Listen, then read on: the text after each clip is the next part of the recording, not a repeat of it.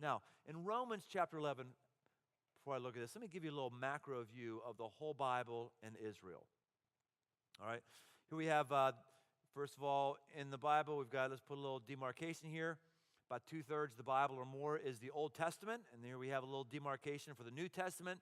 So you have Genesis 1 to 11, first 11 books of the Bible. You have it here. You got guys like Noah, Adam, Tower of Babel, interesting stuff like that. Genesis 12, we see here Abraham gets this vision for the nation of Israel, and basically for the rest of the Old Testament, this is Old Testament, it is all Jew all the time.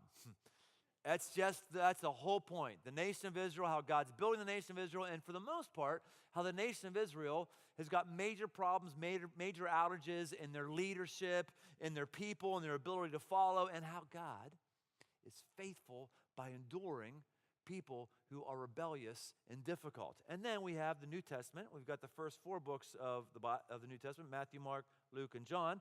And this again highlights a Jew, Jesus, who has Jewish disciples who's sent to Jewish people. And he says himself, I was sent only to the lost house of the nation of Israel. He said that one time to a Gentile. Then Jesus is about ready to evacuate. Before he evacuates earth, he says, you're my disciples. Go into all the world, baptizing them in the name of the Father, Son, and the Holy Spirit. Go into all the world. And so at this point in the book of Acts, there's a strong theme for the rest of the New Testament of Gentile. We still see the Jew in there, but we see Gentile really coming into vogue. And who's a Gentile? That's anybody who is not Jewish. That's you and I. Now, in the midst of this context, the early church has a bud of tension.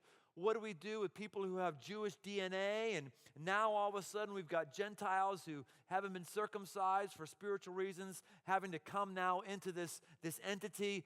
What do we do with them? Is this 2 separate things that God's doing? Is this one thing? How does this all work together? And in that context of tension, I'll give you a few verses. The book of Romans, the New Testament, chapter 11, verse 17 to 18, it says this.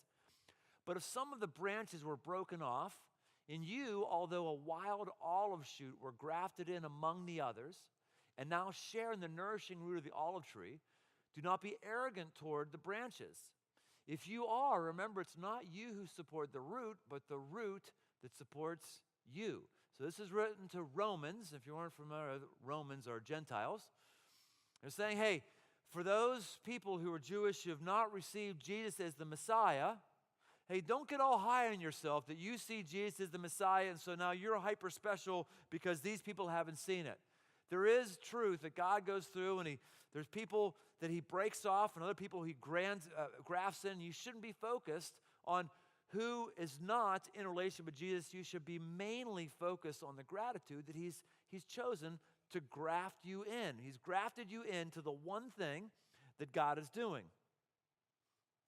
Sort of like Abraham started with here, Genesis 12 with Abraham, and over time and over history, the scope of salvation, the scope of what God is doing is pulling more people in from all different corners of the world, pulling them into the scope of salvation. It's widening.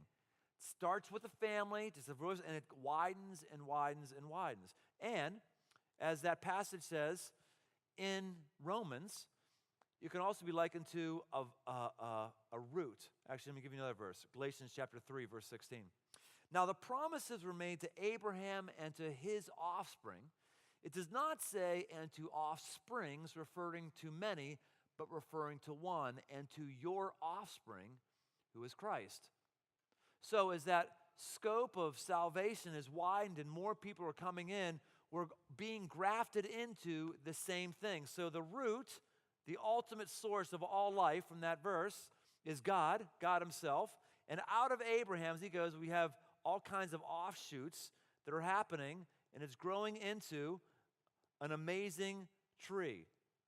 And what happens is this spans all over the globe, all different kinds of languages.